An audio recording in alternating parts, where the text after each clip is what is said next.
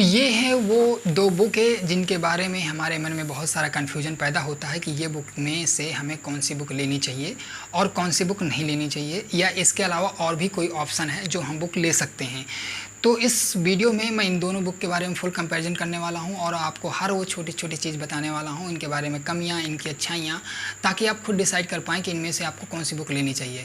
तो हेलो दोस्तों, जय हिंद। मेरा नाम है विवेक और आप देख रहे हैं माई एग्ज़ाम। तो चलिए देखते हैं इन बुक में क्या है।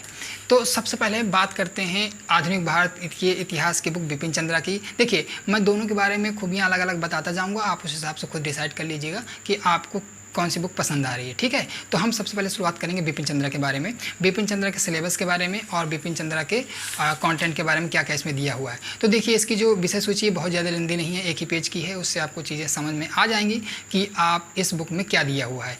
जैसे मैं पढ़ना शुरू करता हूँ, 18वीं सदी, भारत में राज्य समाज, भारत में यूरोपियों का आगमन।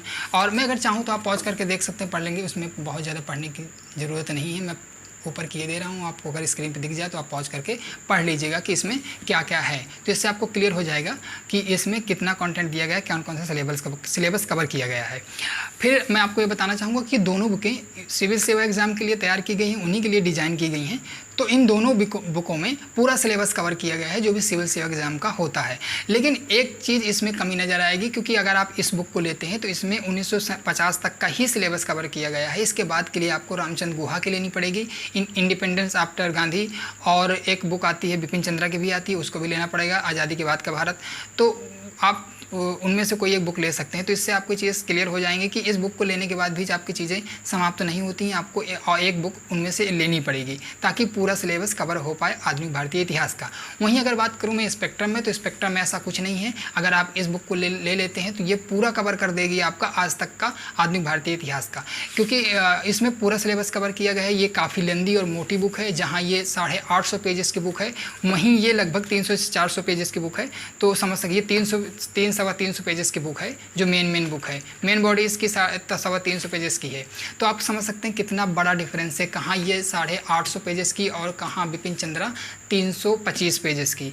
तो इससे भी आपको डिसाइड हो जाता है कि इनमें कहीं ना कहीं सिलेबस का, इनमें कंटेंट का फ़र्क है, कि इसमें सिलेबस पूरा नहीं दिया हुआ है। इसके लिए आपको दूसरी बुक लेनी पड़ेगी, या तो रामचंद्र गुहा की या तो बिपिन चंद्रा की।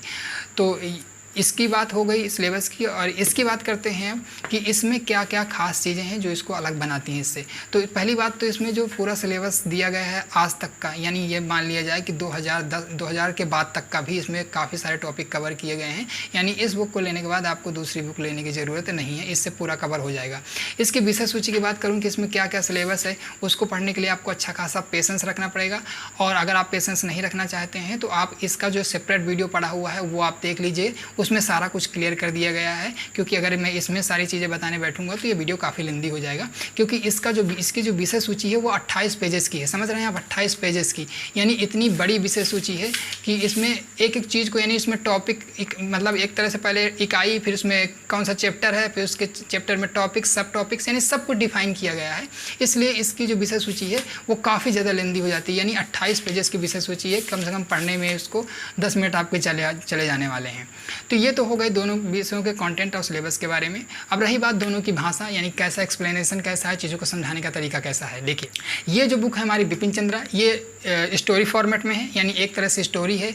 जैसे कि अलग अलग स्टोरी होती है एक बुक में समय एरा के हिसाब से, इसमें क्या है, ये नोट्स फॉर्मेट में है। यानी हर चैप्टर के बिल्कुल अरेंज तरीके से नोट्स फॉर्मेट में दिया गया है। चीज़ों को कोशिश करता हूँ कि जैसे कैबिनेट मिशन है, कैबिनेट मिशन, इसमें अगर हम स्पेक्ट्रम में जाएंगे तो कैबिनेट मिशन के बारे में लिखा होगा, कैसे आया, क्यों आया, फिर उसके बारे में जो जो प्रावधान किए गए थे, जो जो मांगे रखी गई थी, जो जो उनमें शर्तें रखी गई थी, तो वो सब पॉइंट, बुलेट पॉइंट के रूप में दिया है। वहीं बिपिन चंद्रा में ये सब चीज़ें नहीं दी गई हैं। ये चीज़ें आपको स्टोरी की तरह दी गई हैं, उनसे आपको नोट्स बनाने पड़ेंगे, बुलेट पॉइंट खोजने पड़ेंगे, लिखने पड़ेंगे अलग से।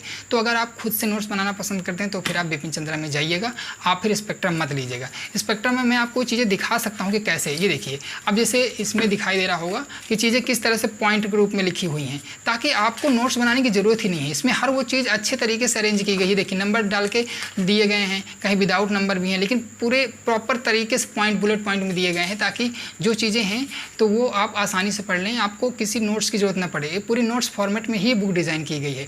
इसमें बुलेट पॉइंट भी अलग से दिए गए हैं। हर चैप्टर के लास्ट में इंपॉर्टेंट फैक्ट दिए गए हैं, क्वाट्स दिए गए हैं, इंपॉर्टेंट डेट्स को अरेंज करके दिया गया है ताकि आप पूरा चैप्टर पढ़ के जब फिनिश करें तो उसके बाद आप तुरंत कंसाइज जो लास्ट में नोट्स मतलब दिया गया है, कंसाइज बुलेट पॉइंट दिए गए हैं, तो उनको आप तुरंत रिवाइज कर लें, तो वो भी बहुत अच्छी हैं।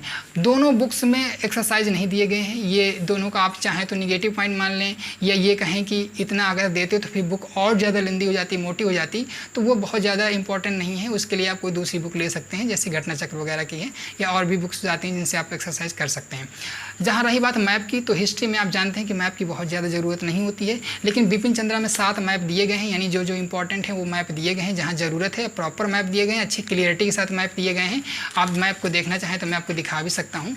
तो इसमें मैप की जबकि ये देखिए ये दिए गए इस तरह के मैप दिए गए हैं बिपिन चंद्रा में, जबकि स्पेक्ट्रम में किसी तरह का कोई मैप नहीं दिया गया है, लेकिन इसमें उसके अलावा ही बहुत सारी चीज़ें दी गई हैं जो आपको मैप की कमी खलने नहीं देंगी। इस हर चैप्टर के लास्ट में तो चीज़ें दी ही गई हैं, इस बुक के लास्ट में भी विविध के रूप में दिया गया है, परसिस्ट के रूप में दिया गया है। देखिए तरीके से जो भी इम्पोर्टेंट्स पार्टियाँ थीं, जो इम्पोर्टेंट संघ बने, जो बुकें थीं, जो इम्पोर्टेंट डेट्स थीं, जो और भी संस्थाएँ थीं, सामाजिक आंदोलन संस्थाएँ थीं वो हैं, और जितने भी गवर्नर जनरल रहे उनके जो द्वारा कार्य किए, उनके कार्यकाल के दौरान जो कार्य हुए, उनके बारे में भी प्रॉपर तरीके से लास्ट में दिया गया है, एक अरेंज करके सीरियल से दिया गया है। तो चीज़ें वो आसान हो जाती हैं जब आपको चीज़ें एक प्रॉपर तरीके से रखी हुई मिल जाती हैं, तो पढ़ना होता है, नोट्स फॉर्मेट में है ये, तो वो भी आपके पढ़ने के एक्सपीरियंस को काफ़ी आसान बना देती हैं।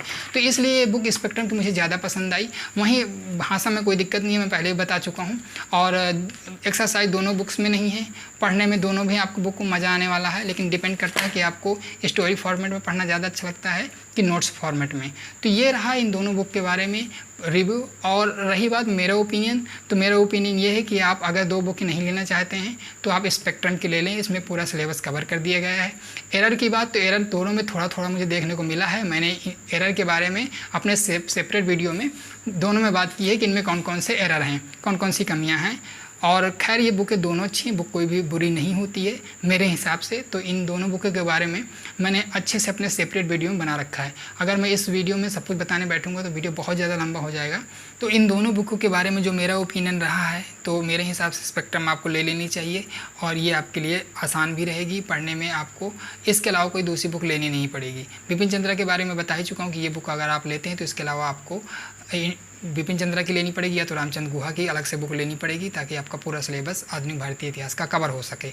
तो इन बुक के बारे में जो भी मेरी राय थी वो मैं बता चुका हूँ। आपकी जो इन दोनों बुक्स के बारे में राय है वो आप मुझे कमेंट में ज़रूर बताइएगा, और आपको ये वीडियो कैसा लगा वो भी मुझे कमेंट में बताइएगा, ताकि मैं आगे आने वाले वीडियो में उन चीज़ों को कवर कर सकूँ, उन चीज़ों को रख सकूँ, उन चीज़ों के बारे में भी बात कर सकूँ और उन गलतियों को सुधार सकूँ।